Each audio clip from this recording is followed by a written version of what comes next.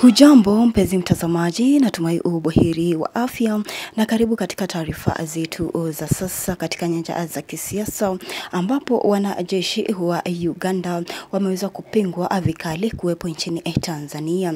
Kumbuka wanajeshi wa Uganda waliingia nchini Tanzania siku chache zilizopita na ilisemekana kwamba wanakuja kusaidia katika uchaguzi mkuu, lakini kama unavyoona kwenye screen yako, jeshi la Tanzania limeweza kupinga vikali kuwepo kwa jeshi la Uganda nchini Tanzania. Bonyeza alama ya like na subscribe niweze kukujuza kwa undani. Na jeshi la Uganda, yani People's Defence Force, liliingia nchini Tanzania na limekumbwa na pingamizi si hapa na jeshi la Tanzania pamoja na wananchi, wakisema kuwa dhulumu wa Tanzania ama wananchi ama raia siku ya uchaguzi mkuu. Ingawa serikali ya Tanzania na serikali ya Uganda hazijatoa tamko lolote rasmi, watetezi wa haki za kibinadamu wameunga pingamizi hilo.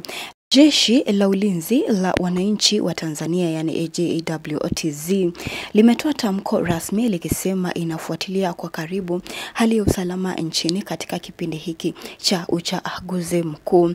Kumbuka jeshi la Tanzania kuna kundi ambalo lilisema kuwa litashirikiana na wananchi katika kuandamana, na pia kuna kundi ambalo liliweza kuonya wananchi kuwa siku ya uchaguzi mkuu ni siku ya kwenda kupiga kura, bali si siku ya kuandamana.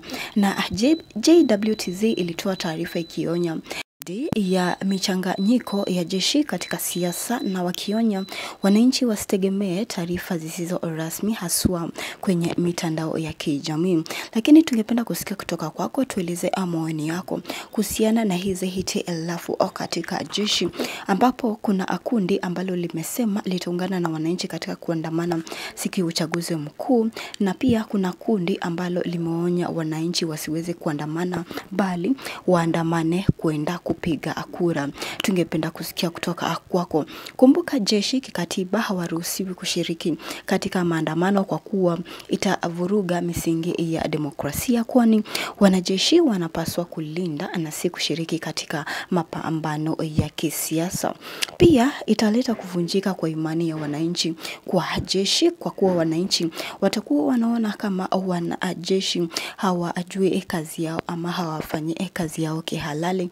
Pia itaweza kuleta madhara ya kiuchumi kwa kuwa hakutakuwa na usalama wa kutosha, kwa kuwa kazi ya wanajeshi ni kulinda wananchi, na hawatakuwa wanalinda wananchi bali watakuwa wanashiriki katika maandamano, na hii italeta pia madhara ya kiuchumi na pia kwa jumla kuchafua taswira ya nchi kimataifa kama taifa ambalo halijui uongozi ama taifa ambalo linaongozwa na michafuko.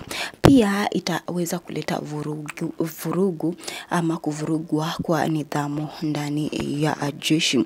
Tueleze maoni yako kuhusiana na jeshi la Tanzania ambalo limepinga vikali kuwepo kwa wageni siku ya uchaguzi. Kutakuwa na kuandamana makubwa na wale wageni pia ambao wako nchini Tanzania inastahili wahame hivi sasa. Tueleze maoni yako hapo chini